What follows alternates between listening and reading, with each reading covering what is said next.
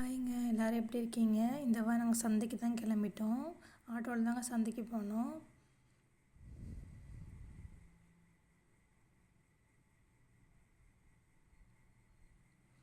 நாங்கள் சந்தைக்கு வந்துட்டோம். இந்த வாரம் சந்தையில் எல்லா காய்கறியுமே இருந்தது. முள்ளங்கி நிறைய வந்துருந்துச்சுங்க.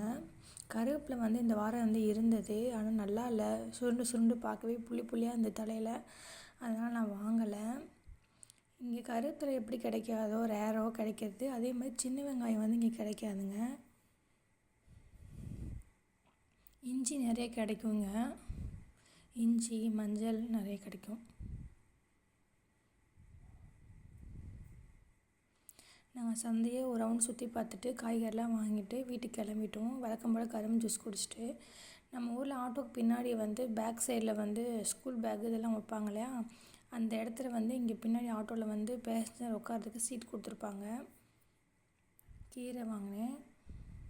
புதினா இந்த வெள்ளைப்பூடு 40 ரூபாங்க. அப்பளம் 10 ரூபா தான். கொஞ்சம் தான், ஆனால் அதே 10 ரூபா. கீரை 20 ரூபா. முட்டைக்கோஸ் இது பஜ்ஜி போடுறதுக்காக மிளகா வாங்கினேன். இது எல்லாமே மிக்சடாக வாங்கினேன். அதாவது என்னென்னா, கோழி அவரை, அப்புறம் பீன்ஸு, பச்சை மிளகா 3மே சேர்த்து 1/4 கிலோன்னு வாங்கியிருந்தேன். இந்த துவரை 20 ரூபா தான். ஊரில் வச்சுருந்தாங்க, வாங்கிட்டு வந்திருந்தேன், நல்லா இருந்தது.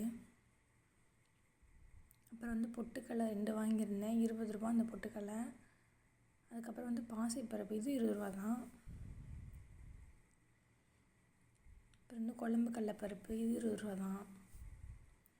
கேரட்டு, முட்டைக்கோஸு, அப்புறம் இஞ்சி 1/4 கிலோ 20 ரூபா தான்.